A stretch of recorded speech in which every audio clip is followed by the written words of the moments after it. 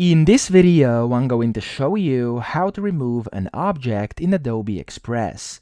Now to do this, first you want to open your image where you want to remove the object from, and then you want to click on it, and then from here under Edit up top left, as you can see, but if it's not showing, you can just click on Edit up top, you'll see the Remove Object option. Now it's going to use AI to do this, but of course, you can do this over here with AI super simply. So click on that, and then from here, you'll be able to kind of use this brush to go and select what you want to remove. So for this example, what I'm going to do here is just remove something random. For example, let's remove this thing here in the back in the middle. So I'm just going to go like this, and it's going to basically highlight over it. You could also reset your brush or whatever you want, and you can change your brush size here as well if you want to be a bit more precise. And of course, you can then zoom in and be as precise as you want here.